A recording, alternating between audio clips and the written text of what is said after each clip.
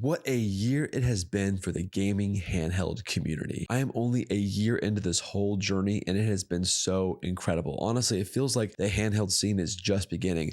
From diving into decentralizing my gaming devices to setting up my first emulator to then launching this YouTube channel and watching this community grow, it has all been surreal. And to think this all began with a PS Vita video that I uploaded some many months ago is just insane. Now here we are 1 year later with a big collection of handhelds and a ton of new friends. So today we're going to be looking back at some of the handhelds that I picked up this year, the good ones, the bad ones, and really just reflecting on the lessons that I've learned along the way. So welcome back to the channel, my nerds. Hope you're having a great day.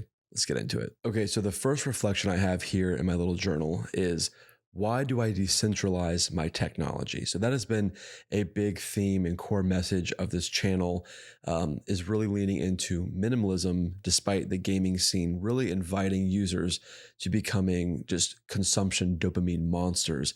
So I've really tried to lean into decentralizing my technology as much as possible. But why? And what even is decentralization of technology? So essentially, we all have smartphones that can do everything: take notes, take photos, game, consume social media content. It can do everything you need it to.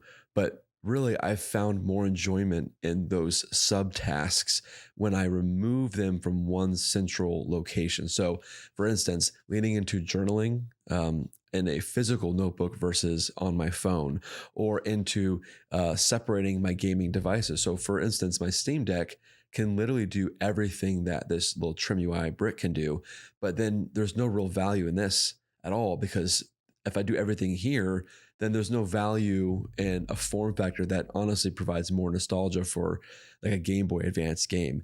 So for me, I really decentralize my technology so that my gaming collection feels more special, right? So on this device, for instance, on the Trim UI brick, I only play Game Boy Advance games. That's all I play on this, which makes reliving some of those old classic titles feel more special, even though I know that I could run all of that just fine on this.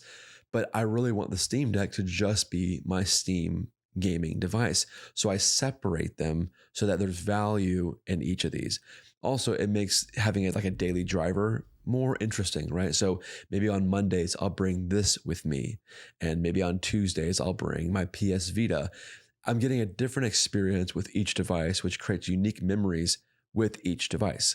So it's something I care a lot about, is decentralizing my technology so that there's more intentionality with each device, right? Especially in the emulator scene, it's super easy to spend more time setting a device up than it is to play it.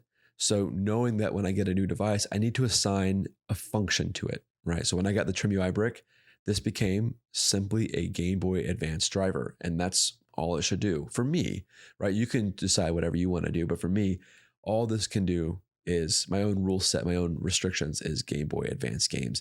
And that has made this device feel unique in a sea of handhelds that I've been collecting this year. Now, I've already name dropped some of the devices that I have in my collection, but let's talk about the good ones and the bad ones, right? I've got some notes here on some of the ones that have really stood out this year in a positive way as well as in a negative way. So why don't we start with what wasn't working in the handheld scene for me?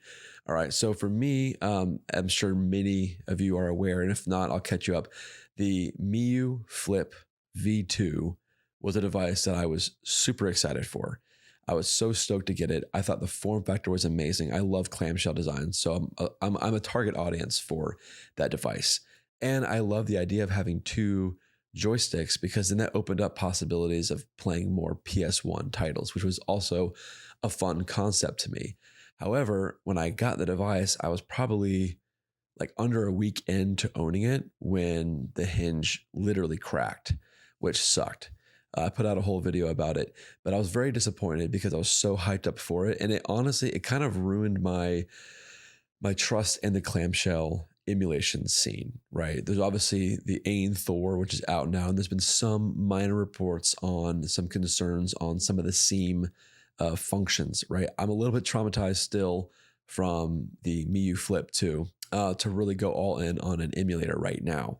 That's not to say that there's not going to be improvements, but I was kind of disappointed. And at its price point, I expected a lot from the Miu Flip 2. It got so much hype. Obviously, we've seen other clones that have come out since then. And honestly, I've kind of stayed away. I haven't really been interested in getting any new clamshell devices since I got the V2 Miu, the Mio, whatever it's called, Flip 2. So I was pretty disappointed in that. That was probably one of the biggest disappointments that I had this year in collecting. And again, I was super excited for it. I think I was like a day one purchaser, picked it up, it got here, relatively fast. I love that it came with a travel case. I thought the actual buttons were fantastic. It felt really nice and compact, but yeah, the hinge did not last very long at all. And I was really disappointed by that. Now, the second device that I thought was just not good this year was actually an Anbernic device. It's actually still in the box because I have to return it. It's the 556 model. I would open this up, except that there's a puffy battery going on, which was super disappointing.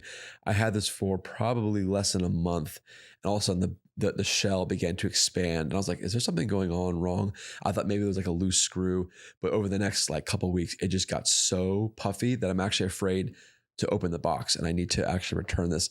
I was stoked for it. It's not the most powerful like landscape device, right? You have things like Retroid, which is just a monster device in the emulation scene, but I wanted something that I could beat up a little bit. And I felt like the Anbernic RG556 offered kind of a more of a rugged design. And because it wasn't nearly as expensive as what I spent on a Retroid Pocket 5, I felt like, I could throw this in my bag and maybe just dedicate this device to like GameCube games, which the few days that I had it running, I thought it actually did really well. I was playing some Twilight Princess, which was really fun. Sadly, I don't have any footage of that because, like I said, the battery began having some serious problems before I could do any kind of dedicated video. Really unfortunate. Had a lot of high hopes in it. I did love the controller kind of grips on that. I felt like that was just a bit more comfortable in design compared to the Retroid Pocket 5, which in my opinion does need that grip for long play sessions. So that, Anbernic, I was pretty disappointed, but that's probably just, one device in many that probably were manufactured, incorrectly. I'm sure the device itself in the grand scheme of things is just fine. But those are the two big disappointments that I had this year. Obviously there's more, but for the sake of just kind of being concise in this video, I won't go into it. But yeah, really it was the Miu Flip 2 and the Anbernic 556 that kind of just left me wanting more. Now let's talk about positives. What were some of the good devices that I acquired this year? So first of all, this is been really impactful for me. This is just the Anbernic RG35XX, not even the Plus, not even the newest model. This is just the base Anbernic RG35XX. And this really was the first device, the first emulator device that I got that really kind of launched all of this for me. I traveled literally across the world with just this device to Asia and back, and all I did was play Pokemon Crystal, and it was incredible. The screen on this thing is just incredible. It's gorgeous. Currently running Garlic OS on this device, and it has just been such a fun little thing to bring around the world. Pocketable, yes, I can throw this in my bag. I feel like it's really rugged. It's held up really well. Battery's great. And like you can see right here, I've literally got Pokemon Crystal queued up. It's been awesome. This was like my first device that really kind of set my interest in the entire hobby, and I've been really, really pleased with it.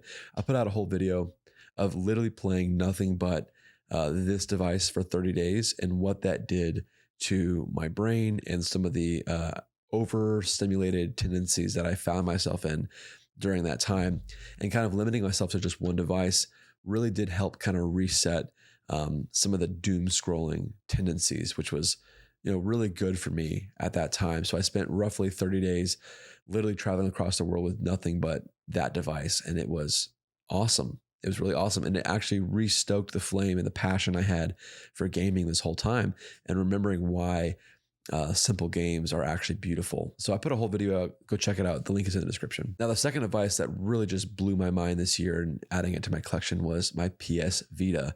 This device is what put this entire YouTube channel on the map. So a lot of you actually came because of the video that I put out about this, which was also a 30-day challenge of playing nothing but my PS Vita.